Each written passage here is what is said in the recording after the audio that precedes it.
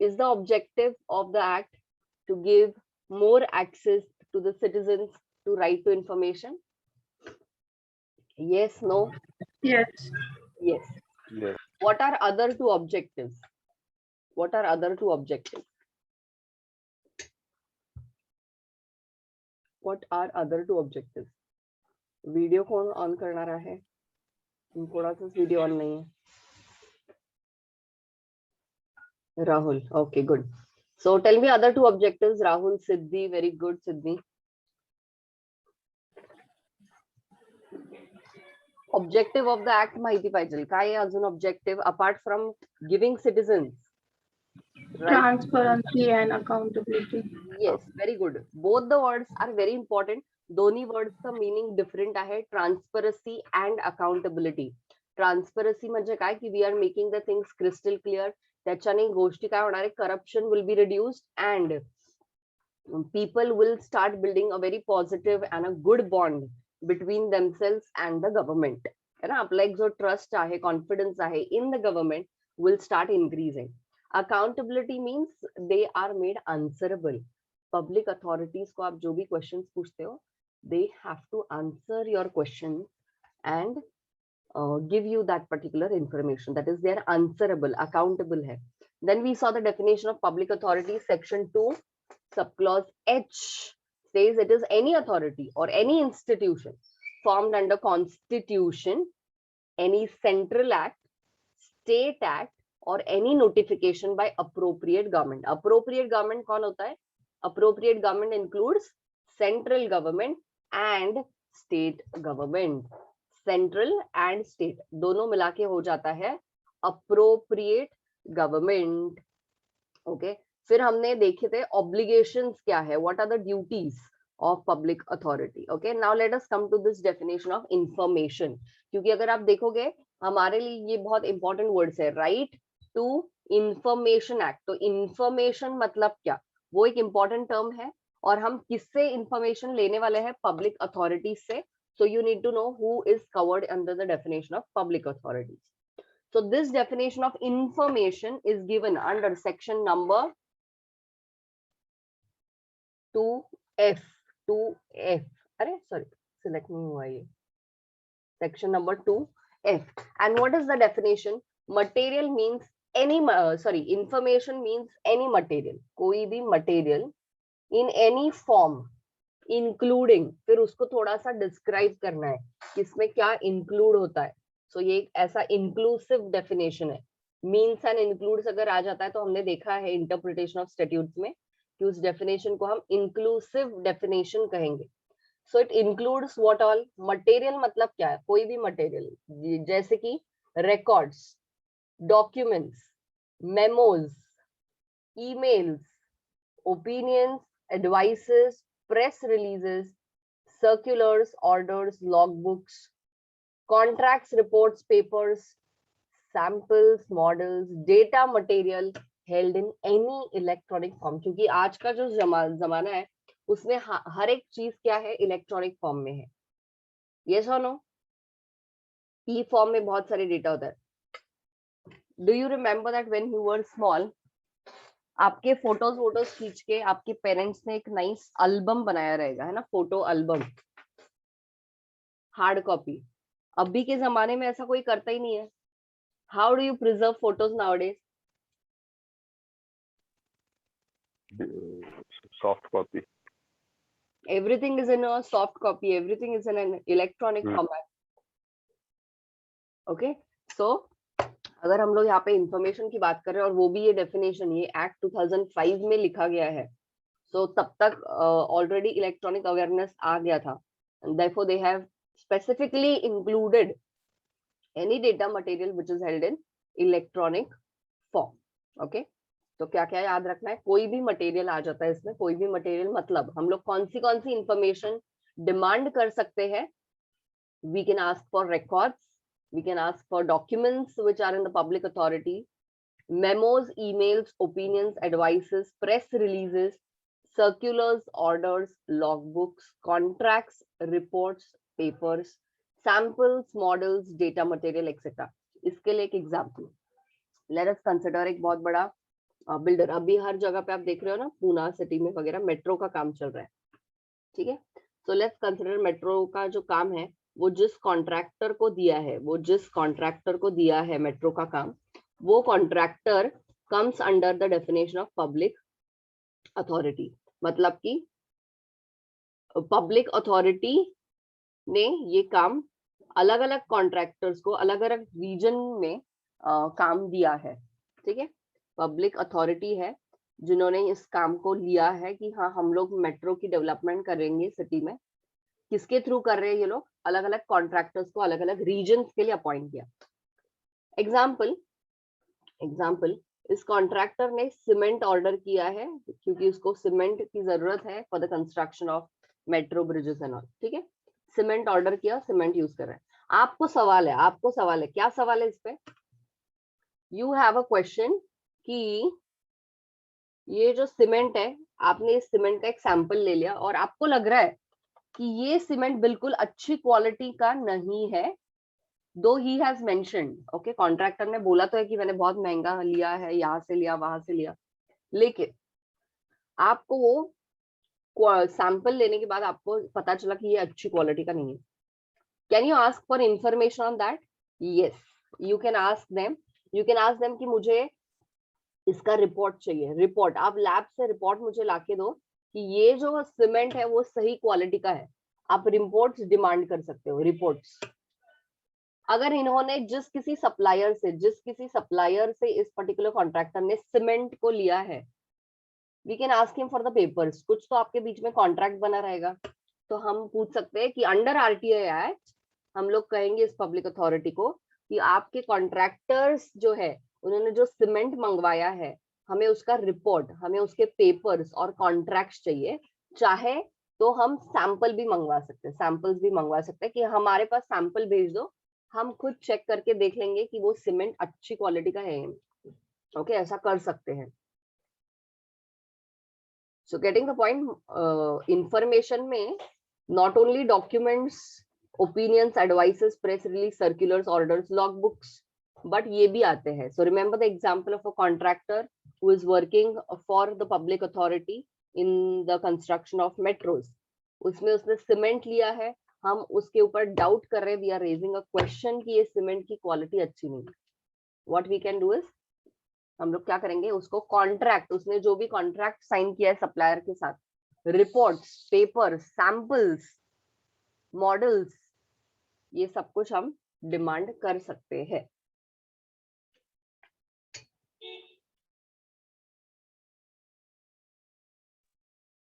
So basically if you see the definition, it includes almost every type of information. ऐसी कोई information है जो इसमें covered नहीं है? आपको दिख रहा है इसमें ऐसा कुछ है left out? Information means and includes. So it's an inclusive definition that says that it includes any material in any form, any material in any form, including records, documents, memos, emails, opinions, advices, press release, circulars, orders, logbooks, contracts, reports, papers, samples, models, data material held in any electronic form. Any information is included over here. So it basically includes every type of information. Right to information in this act means the right to information accessible under this act, which is held by or which is under the control of the public authority. Okay, हम लोग private authorities की बिल्कुल बात नहीं कर रहे हैं. Okay, no, we are only talking about information which is held and which is under the control of any public authority. Public authority के हाथ में जो information है उसको हम डिमांड कर सकते हैं. So कौन से राइट्स उसमें इंक्लूड हो रहे हैं यहाँ पे देखना. अभी 3 things. We can take notes, we can take extracts, certified copies of the documents, क्योंकि इनके पास जो documents है मे बी वो ओरिजिनल है, वो documents उनको खुद को रखने हैं, तो they cannot give you that original copy, but उसका certified copy दे सकते हैं. Certified copy is a Xerox copy which is signed and authenticated that it is correct. उसको कहते हैं CC, certified copy. Okay, तो ऐसे कोई भी आपको बहुत बड़ा एक कॉन्ट्रैक्ट है तो इतना कॉन्ट्रैक्ट नहीं चाहिए हमें, लेकिन उस कॉन्ट्रैक्ट की कुछ पैराग्राफ हमें सिर्फ चाहिए. तो उतने पैराग्राफ्स हम लोग ले सकते हैं. So that is taking notes, extracts, certified copies of documents or records. Next is inspection of work documents record. Inspection of work documents record. मतलब क्या, यहाँ पे हम लोग अभी नोट्स ले नहीं रहे हैं हमारे पास. We are not taking a certified copy with us, but हम लोग वहां पे साइट पे जाते हैं जहाँ पे मेट्रो का काम चालू है, एंड वी इंस्पेक्ट कि काम ठीक तरीके से चल रहा है या नहीं. उनके जो डॉक्यूमेंट्स है वहीं पे जाते हैं ऑफिस में, और we just go through the documents. एक बार सिर्फ देख लेते हैं. हमें वो डॉक्यूमेंट की कॉपी अपने पास नहीं चाहिए, लेकिन हम लोग सिर्फ जाके देख भी सकते हैं. Okay, so we also have, we मतलब कौन, we the citizens of India. Okay, ये एक्ट अगर आपको अप्लाई होना है तो आप क्या होने चाहिए, आप इंडिया के सिटीजन होने चाहिए. So we can take notes, extract certified copies. We can do inspection of the work documents records. And last is, अगर आपको सैंपल लेना है तो आप सैंपल्स भी ले सकते हो. ठीक है, 3 चीज है. क्या है, अगर आपको वो डॉक्यूमेंट्स, कॉपीज, रिकॉर्ड्स चाहिए तो उसका सर्टिफाइड कॉपी, उसका एक छोटा एक्सट्रैक्ट, नोट्स ले सकते हैं. सेकेंड इज इंस्पेक्शन सिर्फ करना है, डॉक्यूमेंट्स से अपने को कुछ नहीं. हम वहां जाके उस लोकेशन पे जाके इंस्पेक्शन कर सकते हैं of the work, of the documents and record. And third is, ऐसा कुछ हमें सैंपल लेना है, सीमेंट का example, so we can take samples of the material. ये तीनों चीजें राइट टू इंफॉर्मेशन के अंदर ही कवर हो जाएगी. Okay, sample, I highlight the words. Keywords क्या है, सैंपल्स लेना है, इंस्पेक्शन करना है, या आपको अगर कुछ कॉपीज, एक्सट्रैक्ट्स, नोट्स लेने हैं तो वो ले सकते हैं. ओके, और एक पॉइंट, ऑब्टेनिंग इंफॉर्मेशन, ये अभी आउटडेटेड हो गया है ये पॉइंट. आप बोलो मुझे क्यों आउटडेटेड हो. Obtaining information in the form of diskettes, floppies, tapes, video cassettes, or in any other electronic mode, or through printouts where such information is stored in a computer or any other device. ये ठीक है ना, printouts, electronic mode. आजकल कौन है, आप लोगों ने देखी भी है या आप लोग यूज करते हो, floppies, video cassettes, tapes, disc. मेरा जो सबसे पुराना पहला लैपटॉप था, उसमें राइट साइड को लैपटॉप को एक बटन होता था, एंड ऑन प्रेसिंग इट उसमें हम लोग ये डाल सकते थे, डिस्क, सीडी, सीडी बोलते हैं ना उसको, सीडी, डिस्क. सो अभी तो लैपटॉप्स में ये फीचर ही नहीं आता है, because no one uses it. We are into pen drive, bluetooth, bluetooth से ही ट्रांसफर कर लेते हैं. सो ये वाला पार्ट आउटडेटेड है, स्टार्टिंग का part, but otherwise even this is possible कि आप इतना जेरोक्स वगैरह नहीं निकालना चाहते हो. ठीक है, क्या चाहिए फिर, आप एक पेन ड्राइव लेके गए हो तो पेन ड्राइव इंसर्ट करो और जो भी चाहिए डॉक्यूमेंट्स ले सकते हैं. उनके पास ही बस एक प्रिंट आउट ले लिया, because the document was in electronic form, that will also do. So information मतलब क्या, वो आपको एक पैराग्राफ में बताना है, that is the definition given under 2F. उसके बाद बताना है कि वो इंफॉर्मेशन किसके पास होनी चाहिए. It is held by or it is under the control of public authority, and it includes these 4 rights. 4 rights. Last वाला पॉइंट क्या है, ऑब्टेन. कैसे ऑब्टेन करोगे ना इंफॉर्मेशन को, ऑब्टेन कैसे करोगे, तो इन फॉर्म में या कोई भी इलेक्ट्रॉनिक मोड और through print out. Okay, so when I say information, definition under 2F, and then these 4 rights, इतना पार्ट आपको कवर करना है. ओके, तो डेफिनेशंस, बस 2 ही डेफिनेशंस है जो आपके लिए इंपॉर्टेंट है. Now we will move to the next part, duties of PIO. क्या है फुल फॉर्म PIO का, बोलो. Public information officer. Yes baby, PIO का मतलब होता है पब्लिक इंफॉर्मेशन ऑफिसर. वो एक ऐसा ऑफिसर है जो पब्लिक को इंफॉर्मेशन देने के लिए अपॉइंट किया गया है. ओके, ऐसा ऑफिसर जिसको पब्लिक को इंफॉर्मेशन देने के लिए अपॉइंट किया गया है. So at the first instance, when you as a citizen of India make an application to the public authority, तो आपका इंटरेक्शन किसके साथ होता है, इस PIO के साथ होता है. ओके, इस पब्लिक अथॉरिटी के PIO के साथ आपका इंटरेक्शन होता है. So first thing now consider, first thing शुरुआत कहाँ से होने वाली है, हमें एप्लीकेशन लिखना है, राइट? हमें आरटीआई के अंदर एप्लीकेशन करके इंफॉर्मेशन को डिमांड करना है। सो एप्लीकेशन लिखने के लिए थोड़ी बहुत तो लिटरेसी चाहिए। Yes, you need to be literate enough to write, to understand that what you are demanding, आप एग्जैक्टली क्या पूछना चाहते हो। लेकिन अगर कोई ऐसा पर्सन है जो रूरल एरिया से है, गांव से है, उसको लिखना नहीं आता, लेकिन उसकी उतनी समझ है, उसको पता है कि उसको पब्लिक अथॉरिटीज से कौन सी इंफॉर्मेशन डिमांड करनी है, वो हमेशा ट्रैवल करता है हाईवे से, तो वो परेशान हो गया टोल पे कर करके ही वांट्स टू नो कि ये टोल का क्या, ये एग्जैक्टली क्या सिलसिला है, ये कितने साल और चलने वाला है, he wants to know this, but he is not able to put it down in writing. उसको हिंदी नहीं आती लिखने, मराठी नहीं आती है, इंग्लिश नहीं आती, क्या कर सकते हैं? कैन वी से कि इसको लिखने को नहीं आता, इसका मतलब कि ये एप्लीकेशन ही नहीं कर सकता है? Will that be fair enough? नहीं। No. So that is definitely not the objective of the act. Act यही कहता है चाहे आप लिटरेट हो, इलिटरेट हो, कोई भी पर्सन एप्लीकेशन कर सकता है। तो फिर वो कैसे करेगा? किसी दूसरे पर्सन की हेल्प ले सकता है ना।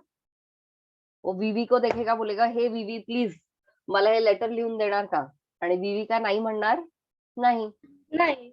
वीवी म्हणाल येस ओके नो प्रॉब्लेम, तो सांगणार आहे त्याला काय पाहिजे आहे एक्झॅक्टली, कुठल्या क्वेश्चनचे आन्सर्स, एंड वीवी अपना लिख रही है अच्छे से मराठी में, and then give the application. फिर सवाल उठता है कि वो साइन कैसे करेगा? अगर वो साइन नहीं कर सकता है तो ये तो है ही, है ना, तो थंब यूज करेगा, दैट इज ऑल्सो सफिशिएंट ना। यू ऑल नो दैट ना, अगर सिग्नेचर आपको नहीं आती है तो थंब यूज कर सकते हो। हाँ.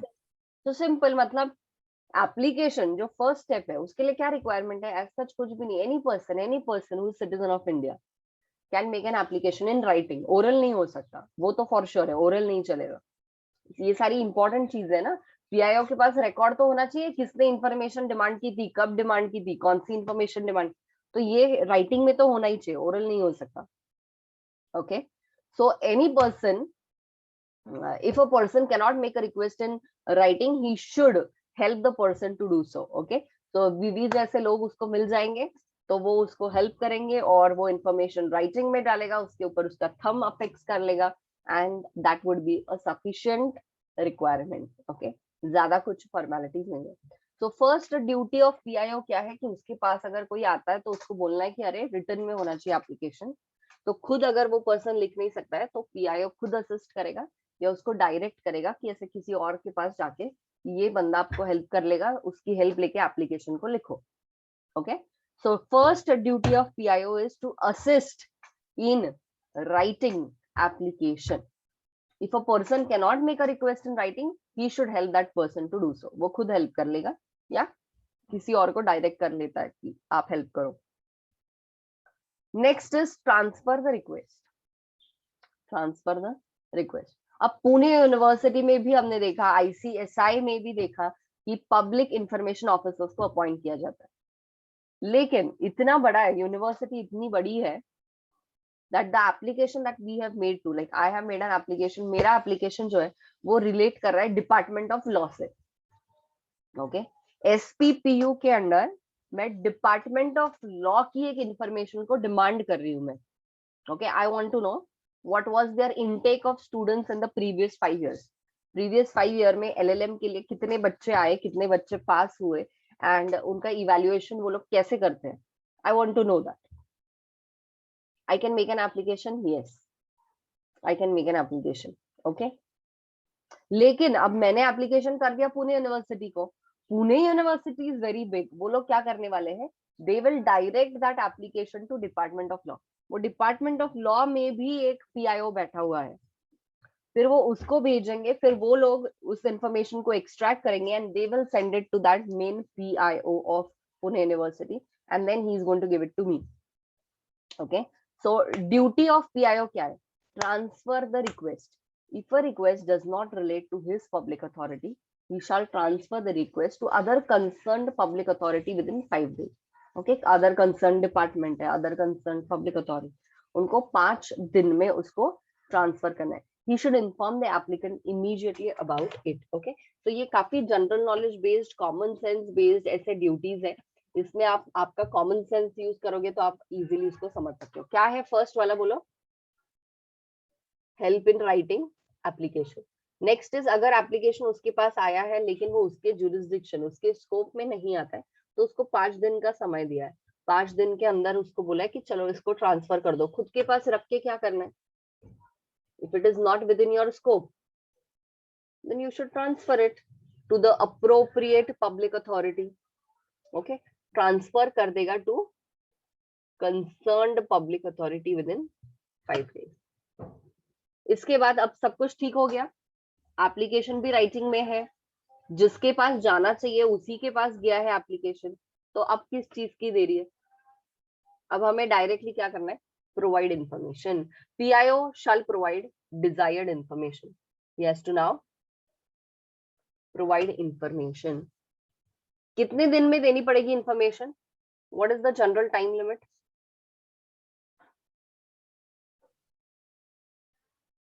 एप्लीकेशन करने के बाद 30 डेज। 30 मार खान। 30 दिन में इंफॉर्मेशन प्रोवाइड करनी पड़ती है। Okay, in no case it shall extend the maximum period given under that. Okay, 30 दिन में आपको देनी है इंफॉर्मेशन, अगर वो कोई ऐसी जनरल इंफॉर्मेशन है। अलग अलग इंफॉर्मेशन के लिए अलग अलग पीरियड दिया हुआ है, वो आगे हम लोग देखेंगे। ठीक है, रिजेक्शन ऑफ एप्लीकेशन, कर सकता है रिजेक्ट, कर सकता है रिजेक्ट, यस और नो? डेफिनेटली। उतनी अथॉरिटी तो उनको ऐसा नहीं है कि हम लोगों ने इंफॉर्मेशन डिमांड की इसका मतलब उसको देना ही है, नॉट नेसेसरी। मे बी हम लोग कोई ऐसी इंफॉर्मेशन डिमांड करें बहुत जो बहुत सेंसिटिव है, like can you give me one example? Any defence का? यस, हम लोग इंडियन आर्मी को अप्लाई करते हैं और कहते हैं कि हम लोग जानना चाहते हैं कि अपने पास कितने वेपन्स है, कितने वेपन्स एट प्रेजेंट, और उसको आप कैसे मैन्युफैक्चर करते हो, उसका मैन्युफैक्चरिंग यूनिट का है। हम लोग अगर इंपोर्ट कर रहे हैं कोई वेपन्स को, तो कहाँ से इंपोर्ट करते हैं, प्लीज बताओ। बोलेंगे इसको क्यों इतना इंटरेस्ट है, वेपन्स कितने हैं, कहाँ से लाते हैं, कहाँ मैन्युफैक्चरिंग होता है इसका। So this is sensitive, right? या I am a person, I am an employee who is working with, let us consider with a company like Tata, okay? और मैं रिलायंस कंपनी, रिलायंस नहीं, हमें कोई भी पब्लिक अथॉरिटी का इंफॉर्मेशन ये लेना पड़ेगा example. I make an application to a public company. Public company को अप्लाई करके मैं क्या पूछती हूँ? उनके कुछ सीक्रेट्स जो है, कॉन्फिडेंशियल ऐसे सीक्रेट्स, कॉन्फिडेंशियल ऐसे कॉन्ट्रैक्ट्स है उनके, कोई फॉरेन कंट्रीज के साथ उनके कोलैबोरेशंस है, तो मैं उनको उसके बारे में डिटेल्स पूछ रही हूँ। मैं कहती हूँ कि can you please give us a copy of the contract which you have recently entered into with the foreign company. मैंने आपको क्या करना है, आपको क्यों चाहिए ये इंफॉर्मेशन? हाँ, ओएनजीसी वगैरह ये सब जो है public companies, so they will come in this definition. उनको हम लोग अप्लाई करके पूछते हैं, तो they can not, they will say this is a confidential information, this is a secret information. कुछ चीजें उनके ट्रेड सीक्रेट्स है जो वो आपके साथ शेयर नहीं कर सकते। If they share it, if they share it, they may lose that contract in the market. If they do not keep the things secret, तो मे बी जो सामने वाली पार्टी थी वो उनका कॉन्ट्रैक्ट कैंसिल कर देगी कि आपने कैसे लीक की है information. We do not want the general public to know about this. Okay, so अगर आप कोई ऐसी इंफॉर्मेशन डिमांड कर रहे हो जो बहुत ज्यादा सेंसिटिव है, confidential, it is relating to a trademark, it is relating to their trade secrets, तो वो बिल्कुल नहीं देंगे, तो आपका एप्लीकेशन रिजेक्ट हो जाएगा। Okay, your application will be rejected. So let us see reject कब होता है। rejection हो सकता है, rejection हो सकता है। if he cannot provide information, he should inform the applicant कि नहीं, हम ये information नहीं दे सकते बाबा, cannot provide। okay, ऐसा कुछ जबरदस्ती नहीं है कि देनी है information, नहीं तो नहीं, बोल दो, reasons बता दो।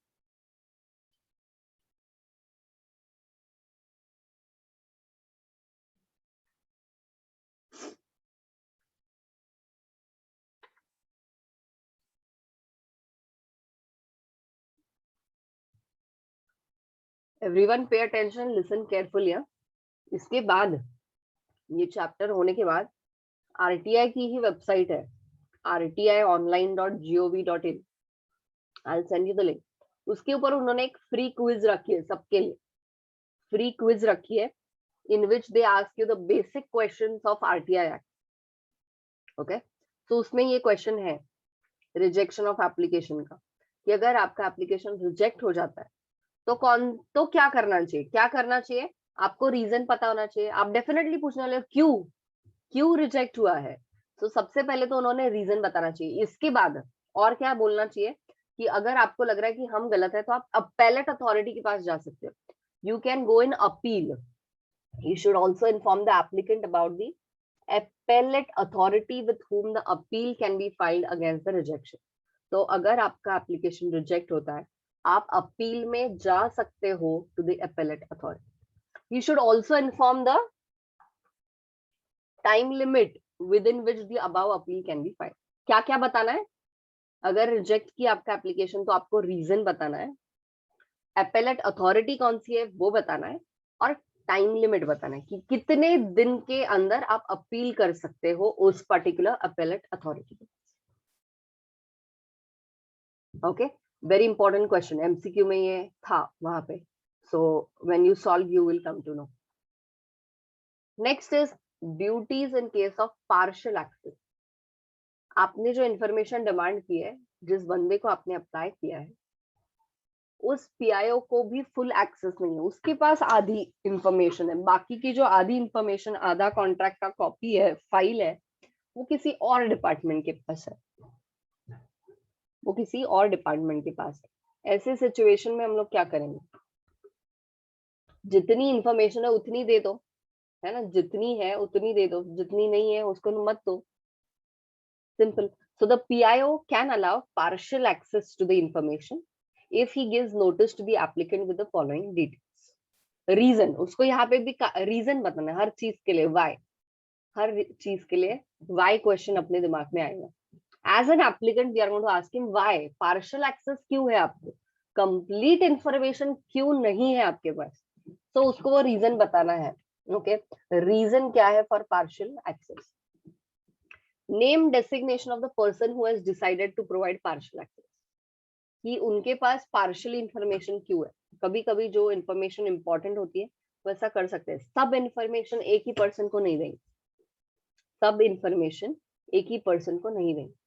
एक पर्सन को बस पता है कि एक कॉन्ट्रैक्ट हुआ है एक फॉरेन कंपनी के साथ, उसको ये नहीं पता कि किस कंपनी के साथ हुआ है, उसको ये नहीं पता कितने साल के लिए हुआ, उसको ये नहीं पता है कि इस कॉन्ट्रैक्ट से क्या बेनिफिट्स होने वाले, आधा अधूरा नॉलेज है।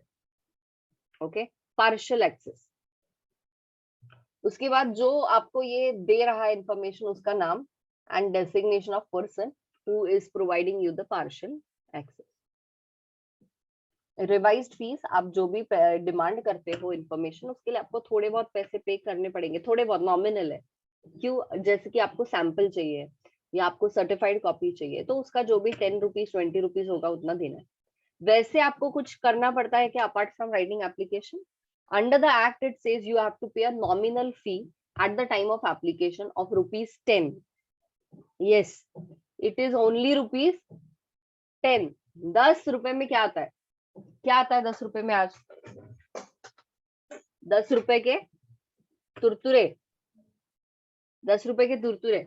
वैसे आपको ये 10 रुपए में एप्लीकेशन करके इंफॉर्मेशन लेनी है, 10 रुपए में इंफॉर्मेशन मिलने वाली है आपको। इसके अलावा अगर कुछ लगता है कि नहीं आपको सीमेंट का सैंपल ही चाहिए, सैंपल मतलब इतना चाहिए क्वांटिटी में, फिर वो आपको भेजना है कैसे, तो ये जो कॉस्ट एडिशनल आ जाएगी, वो फिर आपको रिवाइज्ड फी बता देंगे कि आपके लिए 10 रुपए नहीं, आपके लिए 100 रुपए, फिर आपको 100 रुपए पे करने हैं। Getting the point, otherwise it's a very nominal fee of 10 rupees. Next is what remedies are available to him for the undisclosed part. Okay, कि एप्लीकेंट को बताना है, एप्लीकेंट को कि अरे जो अनडिस्क्लोज्ड इंफॉर्मेशन, उसके लिए क्या रेमेडी है, क्या आप अपील में जा सकते हो, या क्या आपको किसी और पर्सन के पास जाना पड़ेगा, कोई और पर्सन है जो आपको वो इंफॉर्मेशन दे सकता है, तो हम लोग उसको रेमेडीज भी बताएंगे कि अनडिस्क्लोज्ड इंफॉर्मेशन के लिए आपको कहाँ जाना पड़ेगा, कहाँ अप्लाई करना पड़ेगा। ठीक है, that is duties of PIO in case of partial access. Reason, name designation of person who has decided to provide partial access, revised fees, and remedies for the undisclosed part. Okay, so यहाँ पे पूरे duties of PIO खत्म होते हैं, duties of PIO खत्म होते हैं. अब आगे का पार्ट इंपॉर्टेंट, जो कि टाइम लिमिट के बारे में, कि कितने टाइम में इंफॉर्मेशन प्रोवाइड करनी चाहिए. ओके, बहुत जल्दी, बहुत ज्यादा टाइम नहीं लेना है. Any person who requires any information from a public authority can make an application to a PIO in a specified manner in writing or electronically. See, ऊपर हमने देखा था कि एप्लीकेशन कैसे कर सकते हैं, राइटिंग में होना चाहिए, राइटिंग में. इंटरप्रिटेशन ऑफ स्टैट्यूट्स का कुछ याद आ रहा है? इंटरप्रिटेशन ऑफ स्टैट्यूट्स में हमने कहा है कि आपको देखना है उस प्रोविजन को पढ़ते वक्त कि हम लोग उसको स्ट्रिक्ट इंटरप्रेट करना है या लिबरल. स्ट्रिक्ट में क्या है, नहीं नहीं राइटिंग में होना चाहिए, राइटिंग में होना चाहिए. बट आज के जमाने में लोग रिटन में भी नहीं कर रहे. लोग क्या कर रहे हैं, इलेक्ट्रॉनिक फॉर्म टाइप कर लेते हैं लेटर और उसको भेज देते हैं स्कैन करके, या उसको ऐसे ही फैक्स कर देते हैं. Whether that is allowed? Yes, कुछ प्रॉब्लम नहीं है ना. सो कौन अप्लाई कर रहा है? Any Indian citizen making an application to public authority. क्यों अप्लाई कर रहा है? क्योंकि उसको इन्फॉर्मेशन चाहिए. कैसे अप्लाई कर रहा है? राइटिंग में या इलेक्ट्रॉनिकली विद अ प्रिस्क्राइब्ड फी. कितनी है prescribed fee? Nominal fee of 10 rupees, that's the application fee. इसके अलावा अगर आपको कुछ पे करना है तो वो आपको बता देगा, ठीक है. He will tell you about the revised fee. क्यों? क्योंकि हर पर्सन के लिए वो अलग होने वाली है. डिपेंड्स कि आप क्या डिमांड कर रहे हो. अगर आप एक कॉन्ट्रैक्ट की कॉपी पूछ रहे हो तो इसका प्रिंटिंग का cost may be 20 rupees, 50 rupees, 100 rupees. आप अगर सैंपल पूछ रहे हो तो उसका कॉस्ट अलग है. तो फी हर एप्लीकेंट के लिए चेंज हो जाएगी. Okay, depends upon you what information you are demanding. फिर आ जाते हैं टाइम लिमिट पे. Time limit, PIO should provide the desired information within a specified time limit. Specified time limit. Okay. Aruna Shanbaug की केस हम लोगों ने देखी थी, याद है आपको? Aruna Shanbaug case Yes, ma'am. के अंदर आती है? Yes, ma'am. 21. Article 21 right to life, right to life में आता है. तो वी वर कि as she was in a vegetative state, she was completely on bed. उसका रेप हुआ था. KEM हॉस्पिटल की नर्स, राहुल आठवता है का? हाँ. सो KEM हॉस्पिटल की नर्स है, उसके ऊपर रेप हुआ था. Then she was in a vegetative state. Vegetative म्हणजे completely on a bed. So ऐसे लाइफ का कुछ मतलब नहीं है. इसलिए एक जर्नलिस्ट है जिसने अप्लाई किया था कोर्ट में और क्या कहा था कि under RTI, sorry under article 21 right to life के अंदर right not to live such a life is also included. Okay, लेकिन क्या हुआ था अल्टीमेटली कि कोर्ट ने उनके उस डिसीजन को नहीं लिया, कंसिडर नहीं किया कि नहीं ऐसा कुछ नहीं है. Ultimately life and death should be natural. We can not take it away. Okay, we can not take it away. तो कोर्ट ने कहा था कि उसको नेचुरल डेथ ही हम लोग देंगे. We can not stop giving her food and all. ऐसा नहीं कर सकते. ओके, सो अगर हम लोग RTI के अंदर एप्लीकेशन करके किसी भी पब्लिक अथॉरिटी, किसी भी पब्लिक हॉस्पिटल लाइक KEM को इंफॉर्मेशन डिमांड कर रहे हैं अबाउट लाइक दिस, है ना, ये सुप्रीम कोर्ट में केस चल रही है अरुणा शानबाग की. तो मैंने सारे डिटेल्स अरुणा शानबाग केस की डिमांड किए कि वो कब एडमिट हुई है, कितने दिन हुए, उसका रोज का कैसा रूटीन है, आपको कितने पैसे स्पेंड करने पड़ रहे हैं उनके रोज के डेली रूटीन पे. मैंने ये सब इंफॉर्मेशन उनको डिमांड की under RTI. That is information involving question of life और लिबर्टी. ऐसी इंफॉर्मेशन जो लाइफ से रिलेट कर रही है उसको 48 आवर्स के अंदर देना है.